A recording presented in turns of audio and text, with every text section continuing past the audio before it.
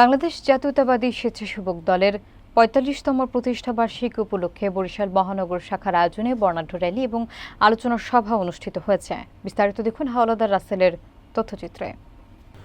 মঙ্গলবার বিকেলে নগরের সদর রোডে বিএনপির দলীয় কার্যালয়ের সামনে কর্মসূচি পালন করা হয়। আলোচনা সভায় সভাপতিত্ব করেন বরিশাল মহানগর স্বেচ্ছাসেবক দলের আহ্বায়ক মশিউর রহমান মঞ্জু। প্রধান অতিথি হিসেবে উপস্থিত ছিলেন বরিশাল মহানগর বিএনপির আহ্বায়ক মনিরুজ্জামান খান ফারুক। বিশেষ অতিথি ছিলেন মহানগর বিএনপির সদস্য সচিব জিয়াউদ্দিন শিকদার জিয়া।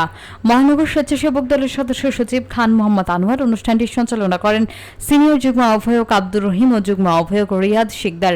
এছাড়া মহানগরের ১৫ নম্বর ওয়ার্ড স্বেচ্ছাসেবক দলের আহ্বায়ক নাইমুল ইসলাম রাসেল, সদস্য সচিব মনোয়ার হোসেন নয়ন, যুগ্ম আহ্বায়ক মোর্শেদ আলম শাওন সহ মহানগরের ৩০টি ওয়ার্ডের আহ্বায়ক, সদস্য সচিব এবং নেতাকর্মীরা অংশগ্রহণ করেন।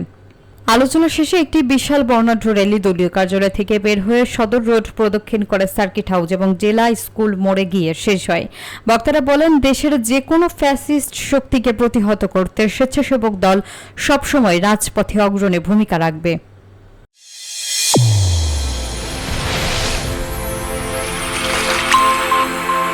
চ্যানেল A1 হৃদয়ের স্পন্দন।